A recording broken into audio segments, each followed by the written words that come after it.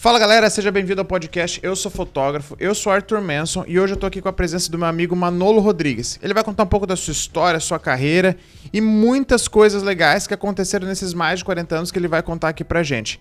Se você tá vendo no Spotify, corre lá pro YouTube que tem muita coisa legal, tem todas as fotografias dele que vão ficar passando na tela. E se você tá no Spotify, clica no link aqui embaixo que você vai direto pro YouTube.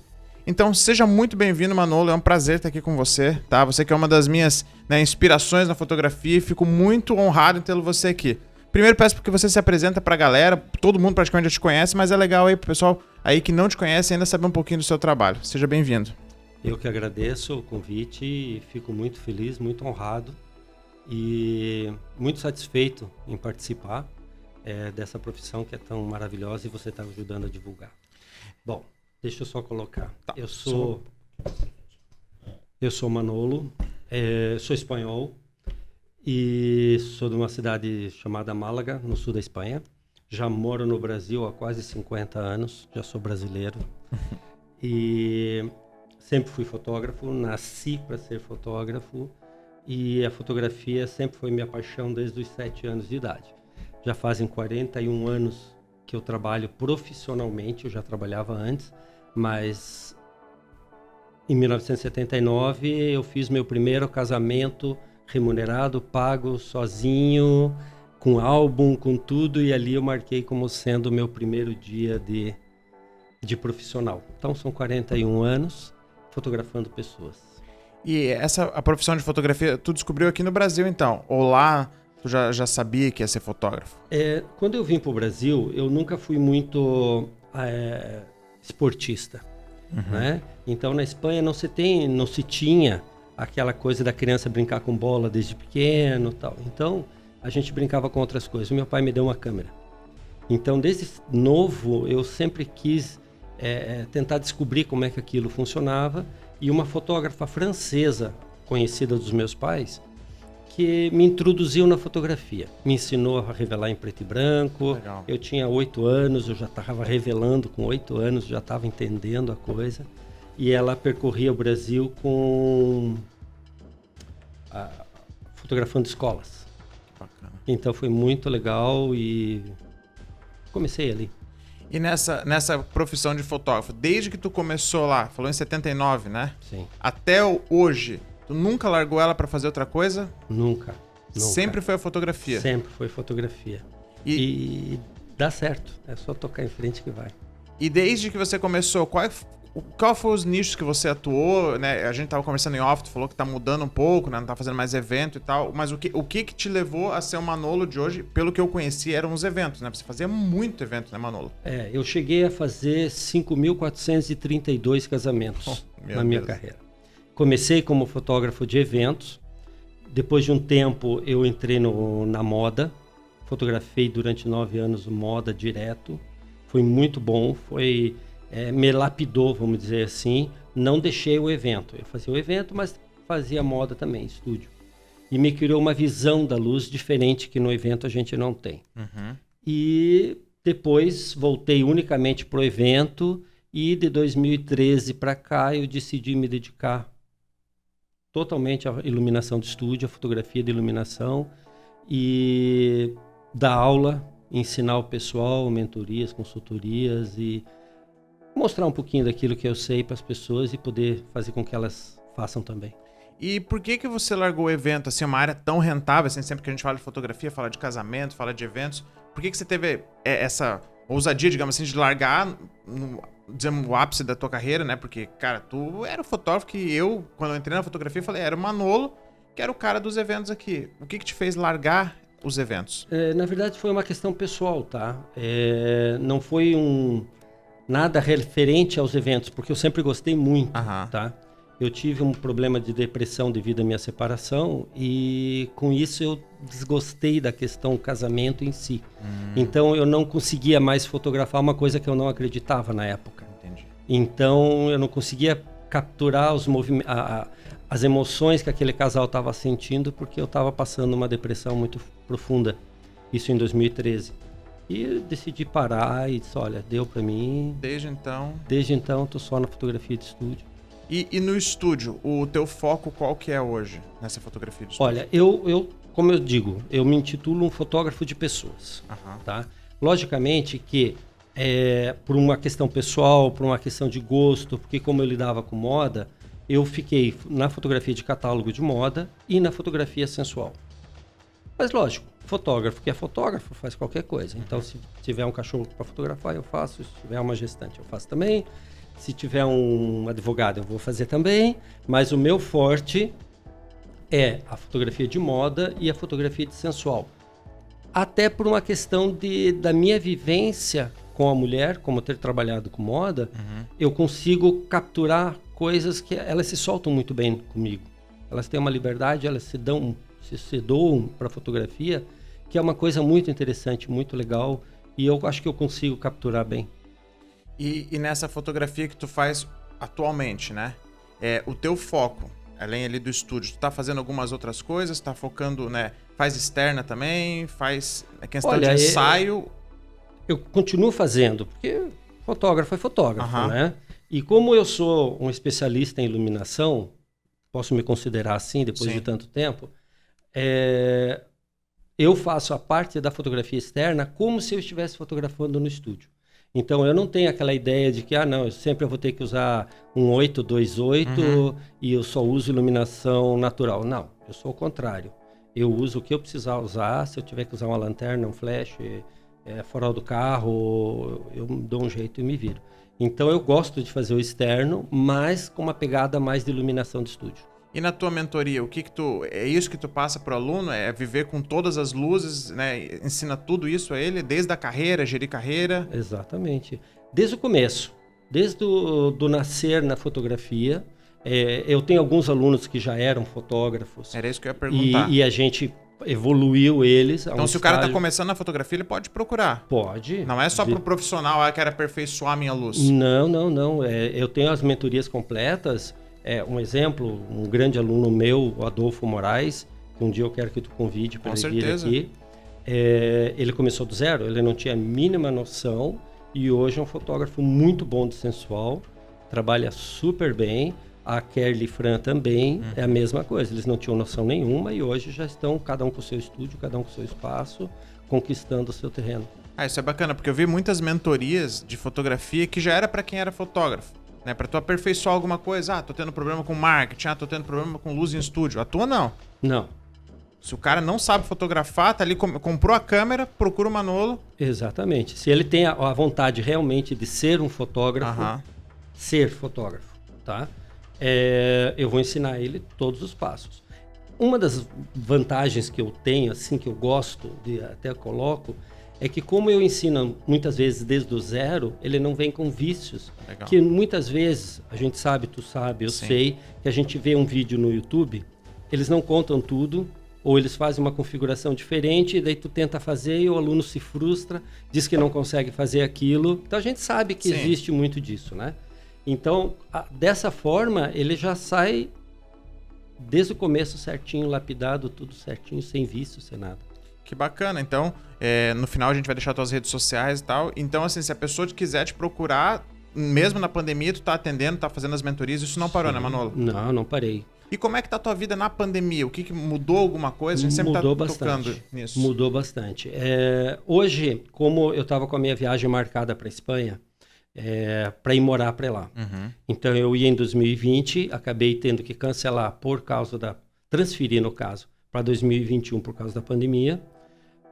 Em 2021 tive que adiar permanentemente. Então eu ia para poder cuidar dos meus pais e agora estou indo para buscar meus pais, trazê-los para cá. Então, para nossa felicidade, o Manolo vai continuar no Brasil. Vou continuar coisa aqui. Boa. Agora em maio eu vou para lá, fico 2 meses lá, mas já venho com os meus velhinhos junto para cuidar deles aqui. Cá. E daí começar do zero novamente. Referente à pandemia, eu, como 90% dos fotógrafos, tivemos uma redução significativa de rendimento, porque os eventos pararam. Sim. Tu sabe que eu tenho 3 filhos fotógrafos. A minha filha mais velha só fotografa evento e ela está desde fevereiro do ano passado sem fotografar quase nada. Então, houve uma redução. Para mim também, mas eu tive um acréscimo na questão das consultorias e mentorias, porque muitos fotógrafos usaram essa questão da pandemia para se aperfeiçoar. Então, muitos eu faço online, alguns eles vão na minha casa e eu vou na casa deles. E o que tu acha do futuro da fotografia? Esse é um papo bem legal, né? Tu que já viveu desde o analógico, né, até o meio digital. Como é que tu espera da fotografia daqui a uns anos? Tu acha que muita gente tá dizendo, vai ser substituída pelo vídeo, nós vamos tirar frame de vídeo. Tu acha que a máquina fotográfica vai acabar? Tu acha que o celular vai dominar tudo? Não. Uma das questões importantes que o olhar do fotógrafo é pessoal. Não independe do equipamento que ele está usando. Isso a gente tem que deixar claro. Tá? Então, eu sou contra aquela ideia de que o fotógrafo tem que ter um mega equipamento, sei lá, de 50, 100 mega. Para mim, eu faço o que eu quiser com qualquer máquina, né? Então, eu acho que o fotógrafo mesmo é o seu olhar. Isso não vai morrer nunca. Então, a história... Eu já vi pessoas filmando o casamento, tá? Com a câmera numa mão e o smartphone na outra, no Instagram, e ele filmando assim, olhando o Instagram e curtindo as coisas dos amigos e filmando assim. Então, isso é uma coisa que, se a fotografia partir para essa linha, ela vai perder totalmente a noção do que ela é. Se eu for pegar um frame, isso não vai acabar nunca. O olhar do fotógrafo, capturar o momento exato, nunca vai acabar. Então, eu sou um fotógrafo de momento. Se você pegar a minha câmera e dizer assim, mas você não faz 6.000 fotos num casamento? Eu nunca fiz.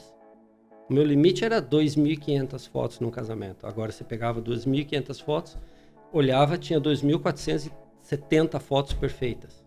Perfeitas é exagero, mas excelente qualidade que o cliente podia pegar. E hoje eu já vi casamento de amigos meus que me mostraram que deram 12.000 fotos, mas não dava para aproveitar 150. Entendeu?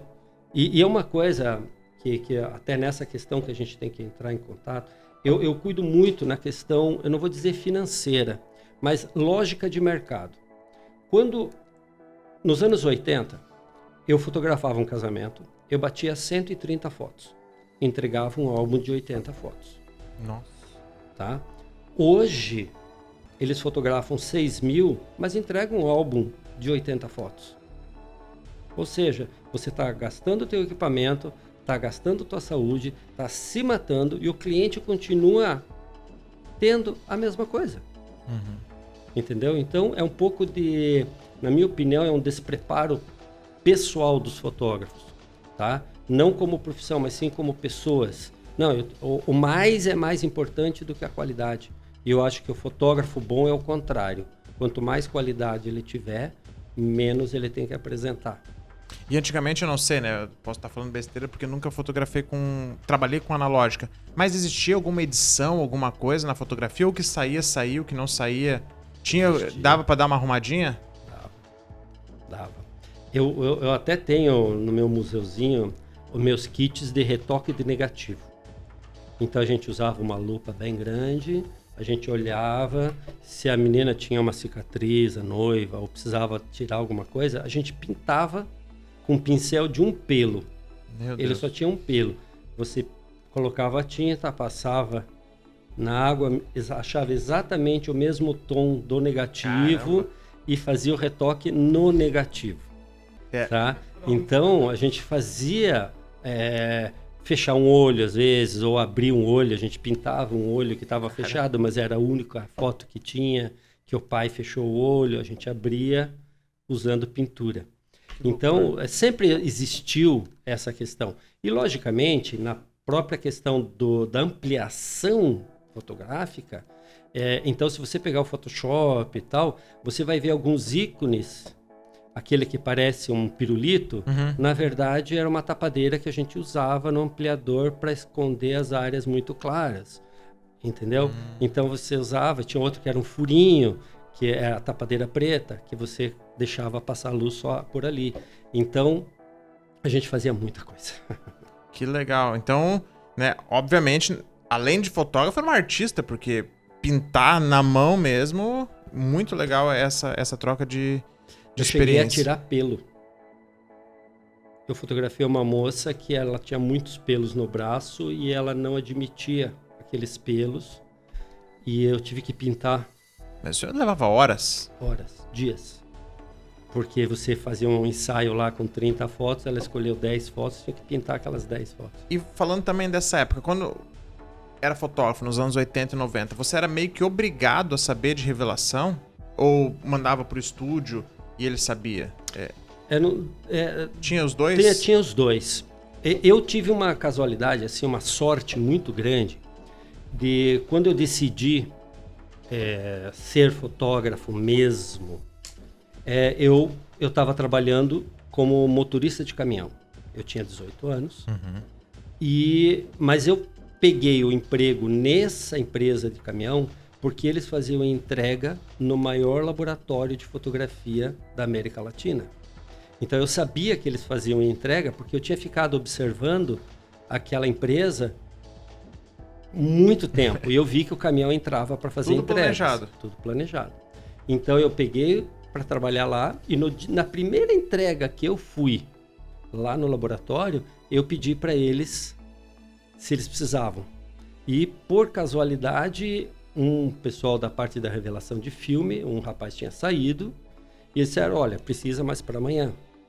Então eu voltei para a empresa, eu lembro, lavei muito bem o caminhão, lavei 5:30 da tarde, entreguei a chave pro patrão e disse, olha, eu não venho mais. Não, tu vem, tu tem que cumprir aviso. Eu falei, eu não vou cumprir aviso não, amanhã eu já estou trabalhando no meu sonho.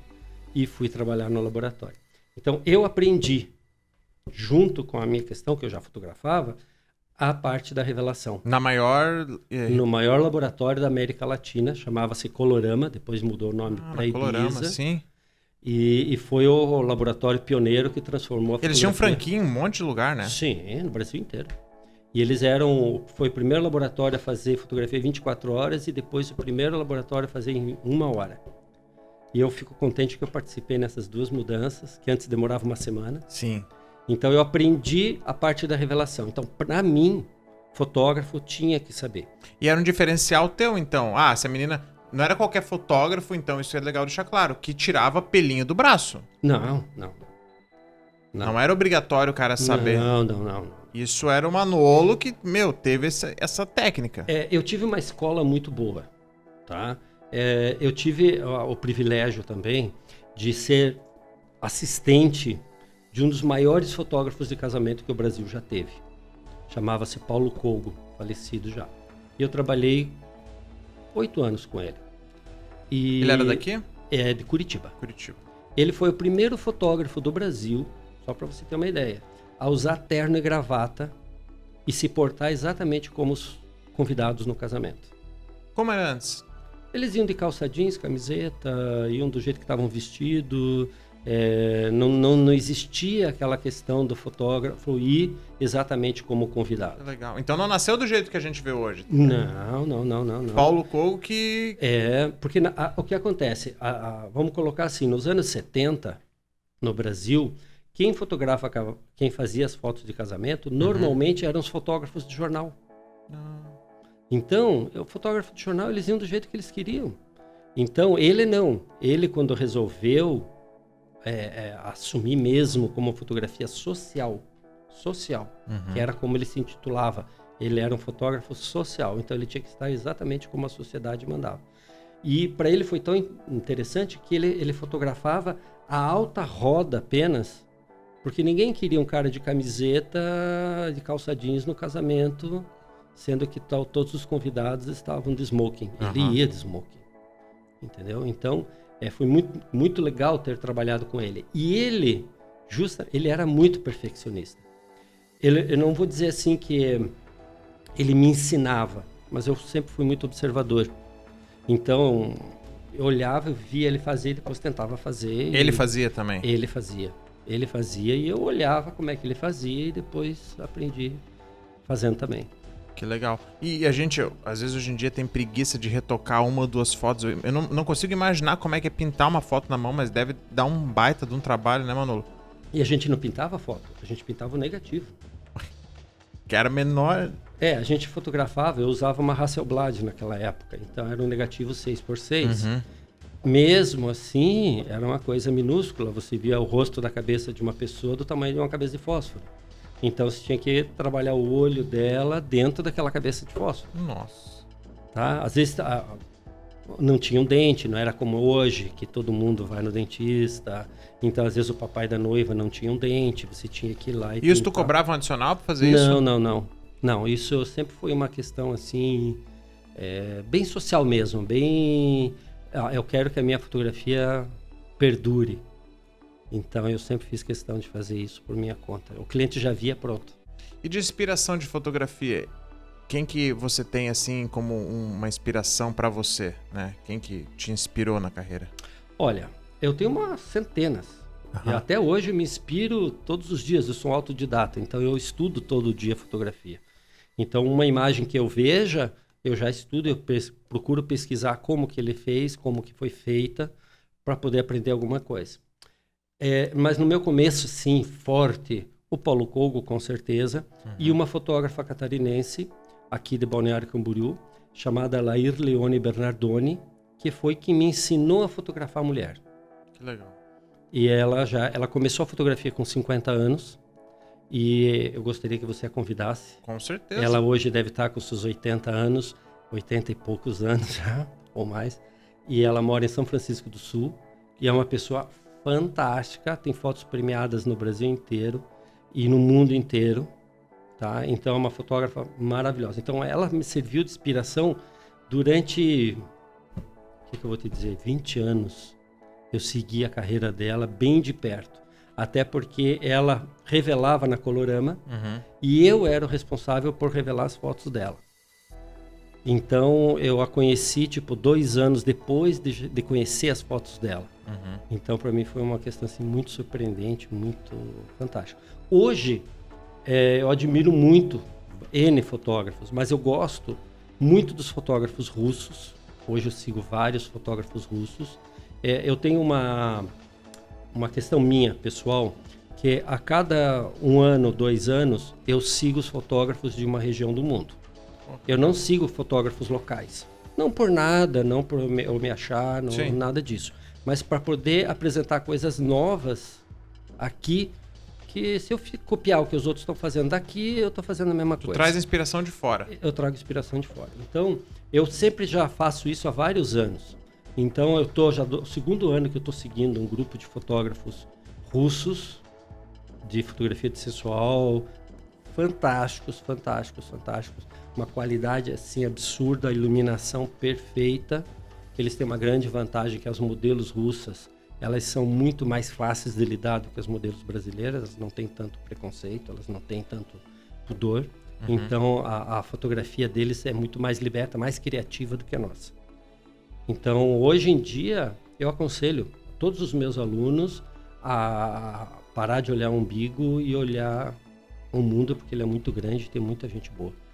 E aí, vamos falar um pouquinho de pós-pandemia, né? Tu falou que não vai mais embora, mas tu pensa em fazer ensaios fora, passar temporadas fora? Isso tá na tua agenda? Sim.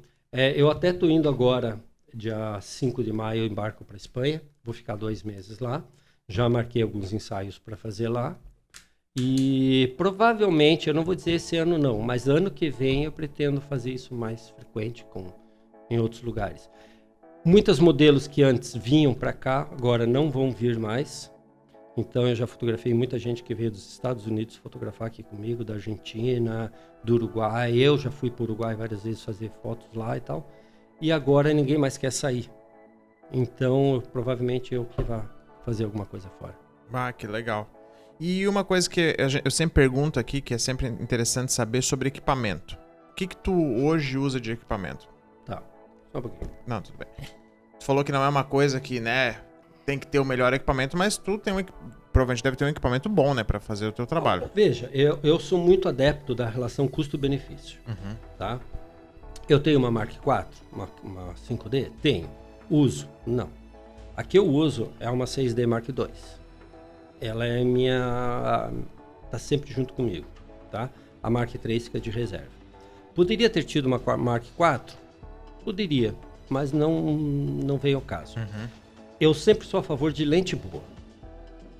Eu digo assim, eu já fiz fotos maravilhosas com uma 10D e fotos medonhas com uma 5D Mark IV, Mark III. Então, não é a máquina que faz, é o meu olhar.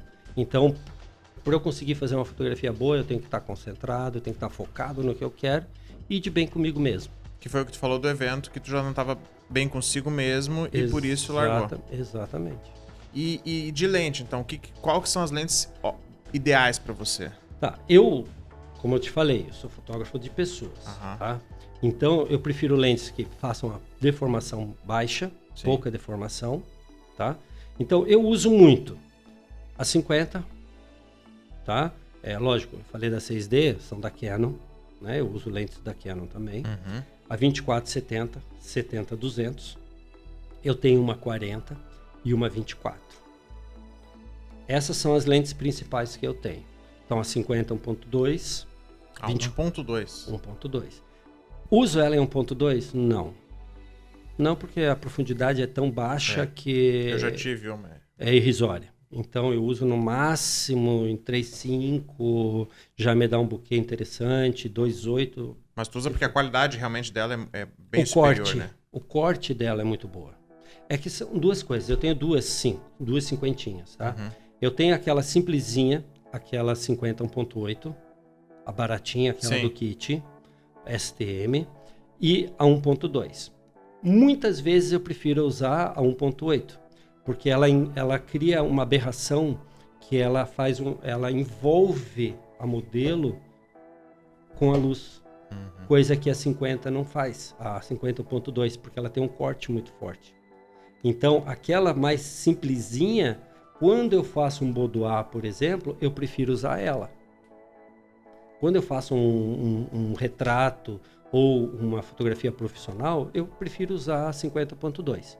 Mas no boudoir e no sensual, eu prefiro aquela simplesinha que me causa um pequeno blur em volta da pele, que fica mais agradável aos olhos e dá uma textura mais interessante ao corpo feminino.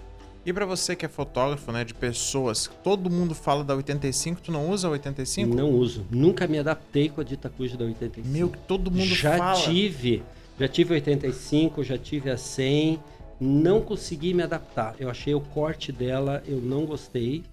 E não foi? Não foi. Já tive duas. Duas vezes Tentou. Eu comprei, dei uma pra minha filha e disse, olha...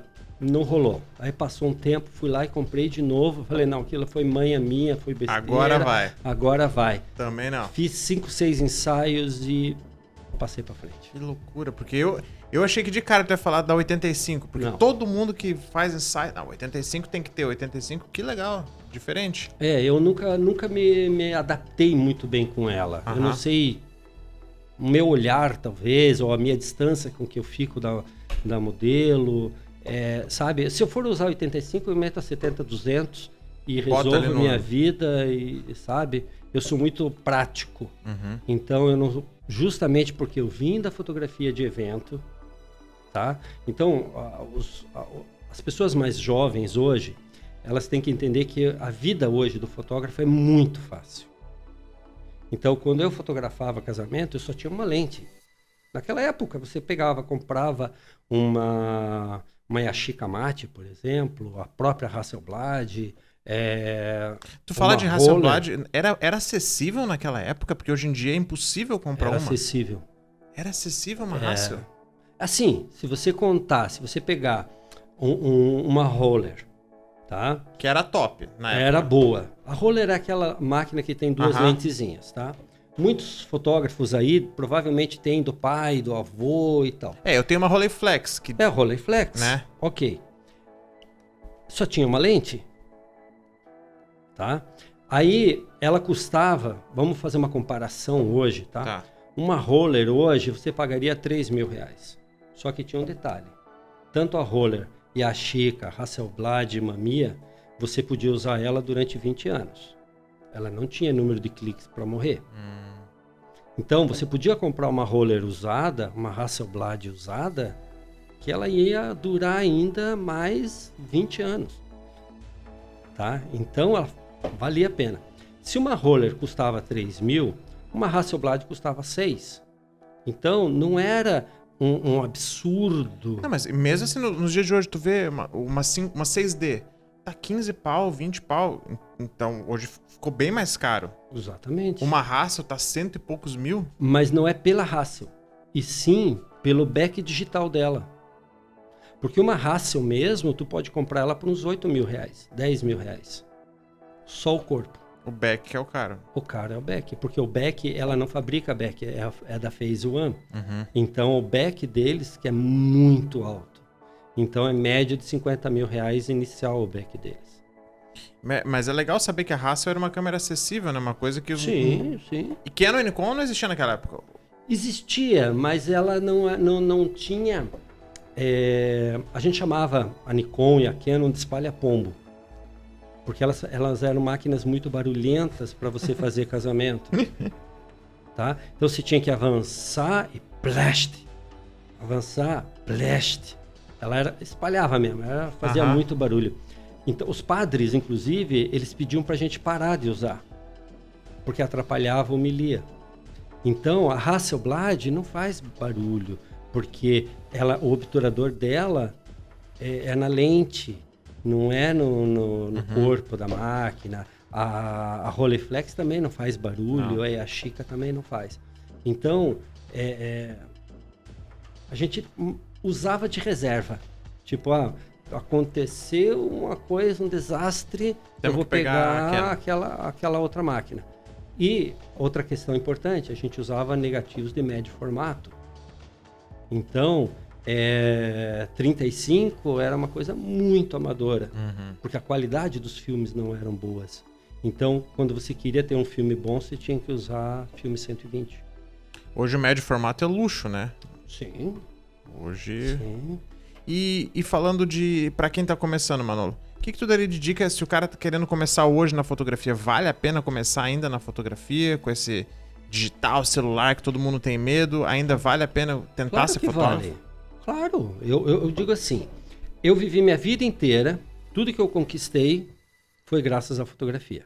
E não foi pouco, tá? Foi graças à fotografia. Então, fotografia dá para viver? Dá. O grande problema, Arthur, deixa eu te colocar uma questão importante. Muitas vezes, a pessoa que está iniciando tem medo de começar na sua cidade. Porque a minha cidade só tem 15 mil habitantes. Porque na minha cidade só tem 30, 40, 50 mil. Aí ele vai para uma cidade grande. Quando ele chega numa cidade maior, ele vai ter que brigar com os tubarões. Ele vai ser devorado. Tu sabe disso. Tu tem exemplos, né? Eu vou falar disso. Tá? Então, o que acontece? Quem está iniciando, hoje, é muito fácil você começar na fotografia. Porque você tem muitas informações. Você está promovendo informações para eles. Certo? Isso é legal. Quando eu comecei, não tinha nada. Então, eu tinha que ir na biblioteca da cidade, esperar uma semana liberar um livro, porque só tinha um livro de fotografia na cidade, para você tirar uma dúvida. Sim. Então, era muito complicado. Outro detalhe, a gente tinha que saber química. Hoje você não precisa mais saber química. Tá? Então, hoje é muito mais fácil. Você abre o computador, todo mundo manja um pouquinho do computador, abre o Photoshop, abre o YouTube, você aprende a fazer algumas coisas, certo? Então, consegue. Sim. Tu consegue. E a informação tá fácil. Então, uma questão, as pessoas me ligam, sei lá, Sergipe, Manolo, como é que eu faço isso? Hoje é fácil. Naquela época a gente não tinha esse tipo de informação. Então, dá para conquistar seu espaço? Dá. Procura uma cidade grande? Erro. Não vale a pena, você vai quebrar a cabeça. Isso eu quero deixar bem claro, né? Em 2000, eu não vou lembrar bem a data, que eu sou meio ruim com data, mas foi 2012, 2013, eu lembro que eu morava em Curitiba, tava fazendo a faculdade lá, e tem lá do nosso amigo Pucarão, Photo Innovation, que é um sucesso lá, e você tava e deu uma palestra. E você falou exatamente isso. Saiam da cidade grande, vocês que estão aqui procurando, porque a cidade pequena é carente, porque a cidade pequena... Eu lembro que você falava muito isso na tua palestra, e eu fiquei com aquilo na cabeça. Falei, poxa, eu saí de Navegantes pra ir pra Curitiba e tava difícil lá. Realmente, eu tava concorrendo com um fotógrafo de 30 anos de carreira, de 40 anos. Quem que eles vão chamar? Ele ou o Arthur? E eu fiquei pensando, poxa, na minha cidade não tinha na época nenhum estúdio de fotografia. né? Só tinha, não vou dizer nenhuma, mas tinha de 3x4, essas, né, que não são focados no que a gente faz hoje em dia. E naquele dia, eu juro pra ti, eu fui pra casa, eu liguei pra minha mãe e falei assim, não, eu vou terminar a faculdade e vou embora.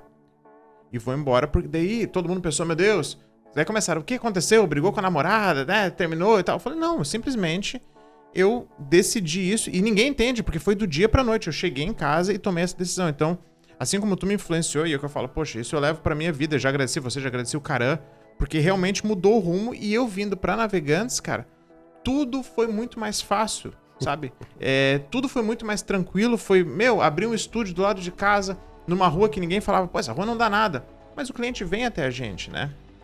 Então, já deixo aqui, né, aberto ao público esse agradecimento, porque realmente isso deu um outro norte pra minha vida, eu podia estar lá, quem sabe eu estivesse bem, né, 10 anos depois, lá em Curitiba, mas eu sei que seria muito mais sofrido do que como foi aqui, que foi muito mais tranquilo, eu no meu espaço, numa cidade pequena que todo mundo já me conhecia, né. A gente tava conversando ali, tu também deu essa mesma dica pro Gustavo Franco, que teve aqui, né. Sim. Então isso é muito bacana, mas voltando ali a falando de quem tá começando, antigamente tinha tanta concorrência, assim, sempre foi muito concorrido para ser fotógrafo, ou era mais tranquilo, as pessoas meio que não queriam ser? Isso é uma boa pergunta, tá?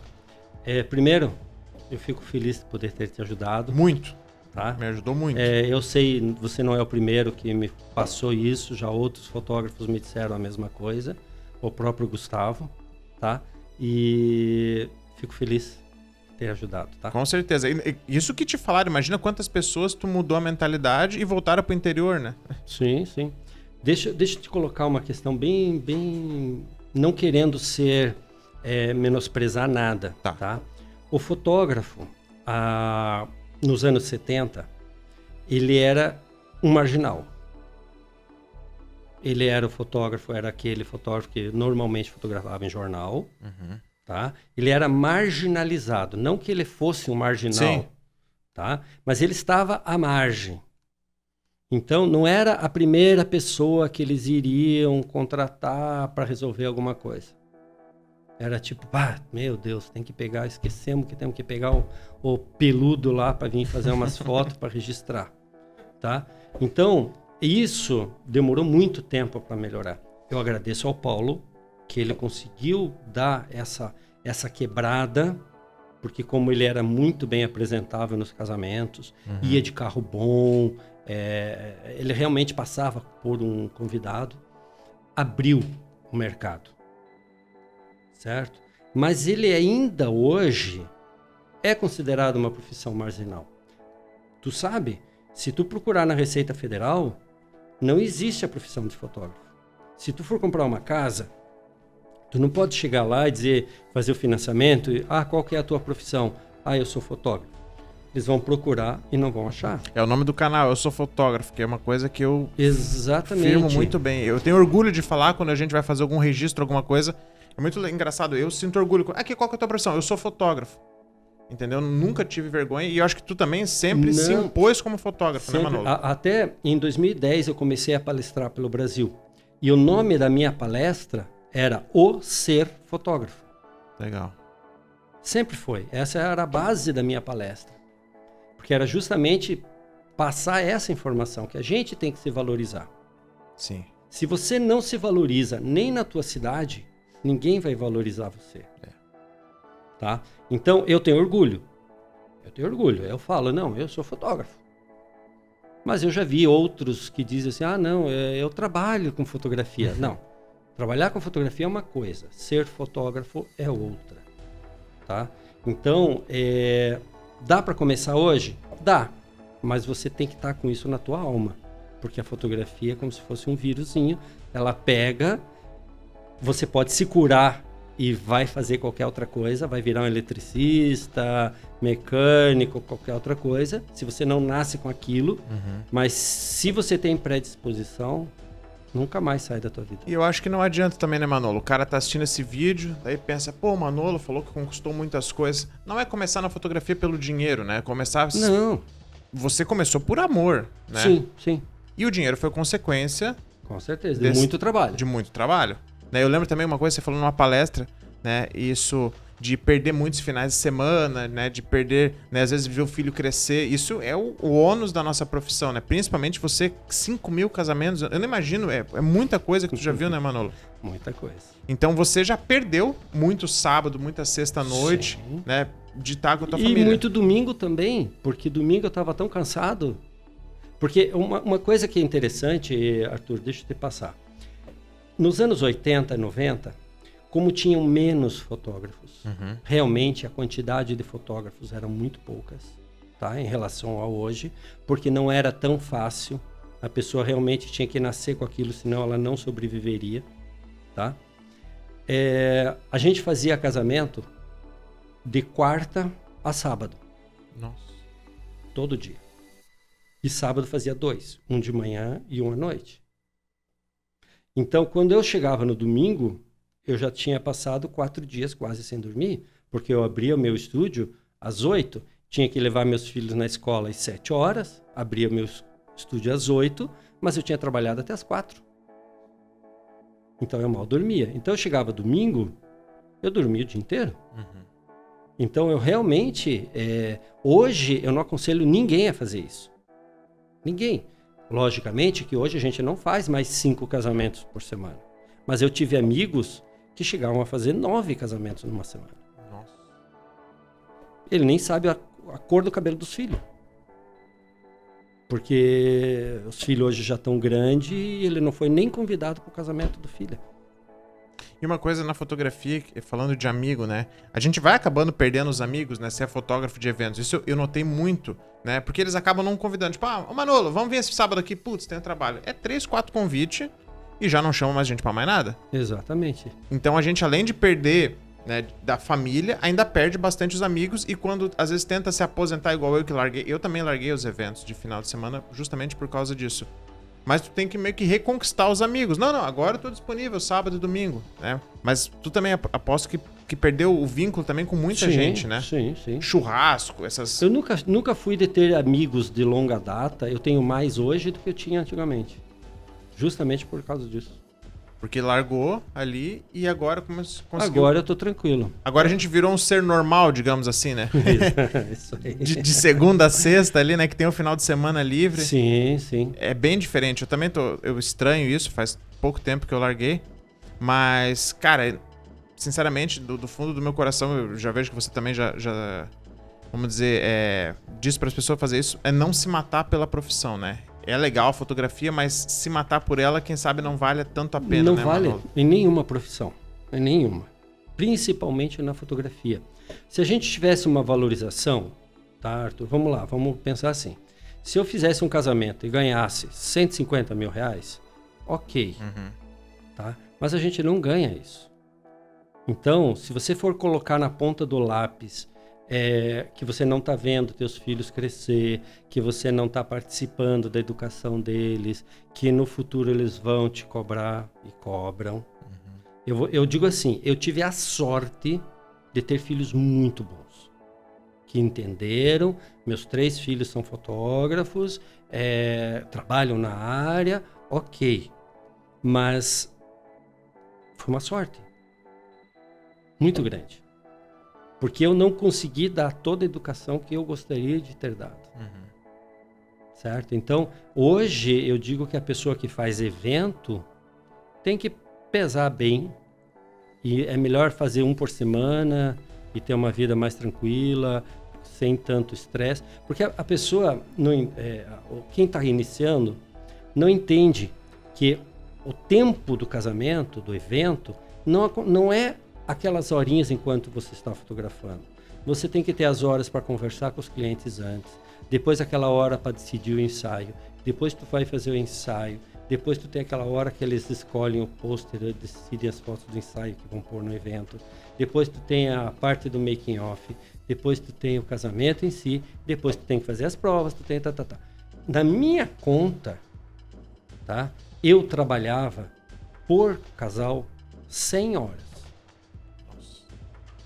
Até entregar o meu trabalho final, sabe? Aquela coisa assim, de dizer, pô, esse álbum... Eu cansei de fechar álbum 4, 5 vezes, não gostar, começar do zero, até ficar do meu gosto, porque eu sempre fiz questão de fazer os meus óculos.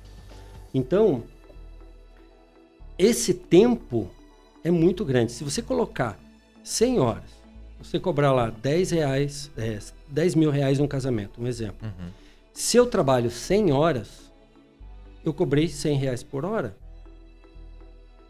É menos que uma diarista.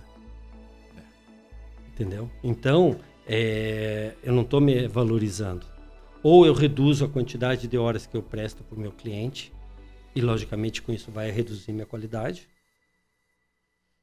Então eu pensei assim, bom, se eu tenho que trabalhar tantas horas num casamento para ganhar tanto, e se eu fizer no ensaio? No ensaio eu vou trabalhar 6 horas e vou ganhar 4 vezes mais do que se eu fizesse casamento. Então foi um dos pontos, assim, ponderado e colocado na ponta do lápis que eu decidi. E nessa tua decisão, até hoje, tu não se arrepende nem um momento de ter largado os eventos? Nem um pouco. Financeiro, com certeza, né, deu uma diminuída? Muito, lógico. Eu tinha casamento, minha agenda fechava em média 2 anos, 1 ano e meio, 2 anos antes. E eu tive que ir fechando, não aceitando mais. Logicamente que esses valores fazem falta. Uhum. Mas você tem que decidir se você quer uma coisa ou outra. E eu sou uma pessoa que eu não demoro muito para decidir as coisas. Eu penso muito bem, mas eu decido. Uhum. Então, no dia que eu decidi, eu disse, olha, não tem mais volta. Logicamente que eu tenho clientes que eu ainda faço alguns eventos para eles. Que eu fiz o casamento, eu fiz o 15 anos da mãe, o casamento da mãe, o 15 anos da filha, eu tenho que fazer o casamento da filha. Então, eles nem perguntam preço. Eles dizem, minha filha vai casar tal data. E é o Manolo. E é você, porque você está acompanhando a minha família já há 30 e tantos anos. Não tem como dizer não, né? Aí, toquei, faço. Sim. Né? Mas é esporádico. É esporádico. Então, hoje, evento, para mim, é assim. Senão, nem procuro fazer. E eu vejo que muita gente não se preocupa, né, Manolo? Não sei como tu se planejou para isso. Isso é uma coisa que eu tenho medo. Da aposentadoria. Quando que a gente se aposenta, Manolo? Quando que para? Assim, quando que a gente não vai ter mais saúde? Exemplo para evento. Eu sei que eu, quando chegar lá com 60, 70 anos, não vou estar mais no pique de me jogar no chão para fazer se eu continuasse nos eventos. Fazer um casamento, fazer tudo isso. Você tem alguma dica pro fotógrafo planejar o casamento? Tu tá sendo muito otimista chegar aos 60, 70 fazendo casamento, tá? Eu vou dizer assim, fisicamente, tá? 45 anos, na minha opinião, é o limite. Para eventos? Para evento de casamento. Por quê? Dali você começa a ter vários problemas. Veja, eu tenho vários problemas de coluna, problemas de ombro, de tanto segurar a câmera. Eu tenho um braço mais grosso que o outro, de segurar a câmera. Então, lógico, você fotografar com uma 5D com grip mais uma 24-70 e um flash em cima, dá 6 quilos. Uhum. Você ficar durante 12 horas com 6 quilos na mão... É muita coisa. Eu tenho problema de pescoço e tal. Hoje eu tô com 59, faço esse ano 59. Eu já sinto que desde os 50 anos já estava difícil.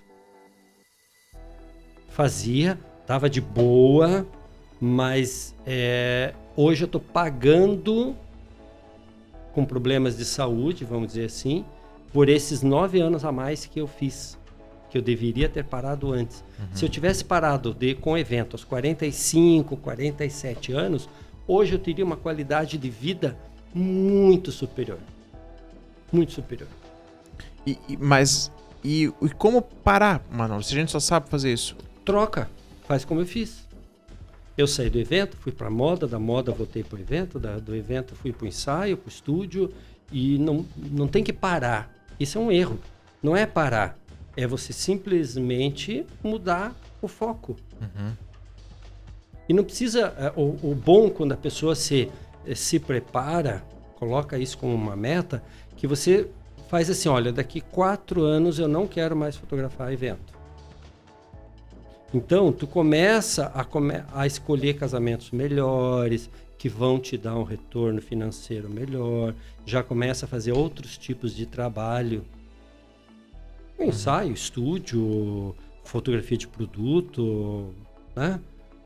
E vai migrando até a hora que o casamento deixa de ser a parte principal da tua renda e vira apenas uma boa lembrança. Tá? Então, eu deveria ter parado antes. Mas tu pensa um dia em parar, se aposentar? De fotografia? Isso. Não, jamais. Não, se eu parar eu morro. Nunca vai parar? Não, nada. Então, na tua cabeça não existe aposentadoria mesmo? Para fotógrafo não existe. Eu acho que... Eu tenho uma questão, assim, é minha, tá? É pessoal, tá, Arthur? Tá. Eu sou professor. Eu dei aula na PUC de fotografia durante muitos anos e eu sempre tive isso comigo. Eu adoro dar aula, adoro ensinar. Então, hoje eu estou mais ensinando do que fotografando. Mas para eu poder ensinar, eu tenho que estar me modernizando. Porque se eu ficar no tempo, eu vou ensinar o quê? Sim. Você tem que colocar o filme desse jeito na máquina, ninguém mais usa filme. Entendeu? Então eu tenho que estar na ponta para poder ensinar realmente o que está acontecendo hoje. E é muito rápido, né, Manolo? E é muito rápido. E isso faz com que a cabeça continue funcionando. Então, parar, não pode parar. Você muda algumas coisas e toca o barco. Tu achou algumas saídas mais leves, tipo a mentoria. Não vou dizer que é leve, mas não requer 6 quilos durante 12 horas. Sim. E o legal, quando você começa a ensinar de verdade, de coração, da mesma forma que você disse, eu gostei da tua palestra que tu fez lá, eu nunca tive problema em ensinar e de atender fotógrafos de qualquer área, de qualquer situação. Então, o meu estúdio vivia cheio de fotógrafos. Todo mundo lá me perguntando coisas. Eu já fui lá te perguntar coisas quando você tinha estúdio. Então, eu sempre fiz questão de ensinar, sem cobrar nada, pelo fato de estar apoiando um companheiro de profissão. Então, essa questão eu acho que é muito importante, tá? É você nunca se abandonar. Quando você se inui muito, você envelhece, tá? Então, quanto mais ativo você for, mais vivo você é. Isso é uma coisa que é muito legal, sabe? Quando eu tava começando, imagina, na faculdade, era você que era a referência daqui, eu pensei, daí a gente acabou se conhecendo e tal, e eu pensei, vou lá trocar uma ideia com ele no estúdio. Mas com aquele receio, porque você pensa assim, o cara com tanto tempo, será que ele vai dar bola? Será que ele vai conversar comigo? Será que ele vai... Você me tratou super bem, eu lembro quando eu fui lá no teu estúdio, né? Super bem, me mostrou equipamento, me mostrou os flashes, que na época, eu nunca tinha visto aquilo, só na faculdade mesmo. Então você sempre teve esse lado que nunca foi tipo, pra tirar grana, pensando, vou vender uma mentoria pro Arthur. Então eu acho que isso também é um dos segredos do sucesso, né, Manolo? É não segurar o conhecimento pra ti, né? Tu sempre foi um cara muito aberto, e se o cara não é pra pagar, não é pra nada. É simplesmente por compartilhar o conhecimento. Então, eu falo isso porque eu sei que tem muito fotógrafo, tenho certeza que você conhece também, que é muito mesquinho, que guarda pra ele, que não ajuda os colegas. E tu sempre foi completamente ao contrário. Nunca teve medo da concorrência, né, Manolo? Não. Tanto que tem um caso interessante. Quando eu abri o meu estúdio, porque eu morava em Curitiba, trabalhava lá. E quando eu vim pra cá, a primeira coisa que eu fiz quando montei o estúdio foi convidar todos os fotógrafos da região a ir conhecerem o meu estúdio. Estou esperando eles até hoje. Eles não foram. Tá? Então, sabe? É tipo uma coisa assim que não precisa. Não precisa. Então, o que eu sei, vamos pensar assim, frio e calculista. Tá? Para qualquer outro fotógrafo chegar aonde eu cheguei, ele vai ter que passar pela fotografia analógica, ele vai ter que passar pela revelação de filme a cores, de filme preto e branco, de ampliação de grande formato, de retoque de negativo com pincel de um pelo, entendeu? Ele vai ter que, desde o começo, ele vai ter que passar tudo que eu passei. Fazer pelo menos uns 1000 casamentos, para depois vir dizer assim, você isso, você aquilo. Tá? Então, para a pessoa chegar ali, tá? Por que eu vou ter medo? Entendeu? Para que eu vou esconder alguma coisa? O cara tem tanto chão pela frente que eu posso passar isso aqui. O que eu sei infinitamente é muito mais. Com certeza. Então não me custa ajudar e acelerar o processo. de outros fotógrafos. Que isso é uma coisa muito boa. Então tem fotógrafos no Brasil inteiro que eu recebo cartão, que eu não recebo cartão de Natal da minha família, eu recebo de outros fotógrafos de agradecimento. Entendeu? Você mudou minha vida, muito obrigado, graças a ti, hoje eu conquistei meu primeiro estúdio, não sei o quê, valeu, legal. Obrigado, tá? Então, isso é coisas que a gente leva para a vida. E muitas dessas vezes, a maior parte é sem cobrar nada. Manolo, muito obrigado, tá? Eu que agradeço. Pela participação aqui. Tenho certeza que vai ser engrandecedor para muita gente que está assistindo. Queria que você falasse para o pessoal do Spotify quais são suas redes sociais, onde é que acha, site, Instagram. Ok, bom, eu Facebook não uso mais, tá. Já fazem 2 anos que eu não uso, tenho, mas eu não uso, tá ali. O Instagram, Manolo Rodrigues _foto, lembrando que é Rodrigues com Z no final, isso é importante, tá? O meu site, manolorodrigues.com.br ou manolorodrigues.net, qualquer um dos dois funciona. E tem Twitter também, Manolo. E se o pessoal tiver dúvida, pode chamar no direct, vai ajudar? Pode, eu ajudo, sem problema nenhum. Pode ir atrás. Muito obrigado, tá, cara? Foi um prazer ter você aqui e dividindo um pouquinho da sua história. A gente podia ficar dias aqui conversando, que também não ia conseguir passar toda a sua experiência, tá? Agradeço mesmo ter vindo aqui. Eu que agradeço. Para você que tá ouvindo no Spotify, só correr ali no link que tá aqui embaixo. E se você tá no YouTube e quiser escutar no Spotify, no carro, em casa, o link também tá aqui embaixo. Muito obrigado, pessoal, e até a próxima. Valeu! Valeu, um abraço.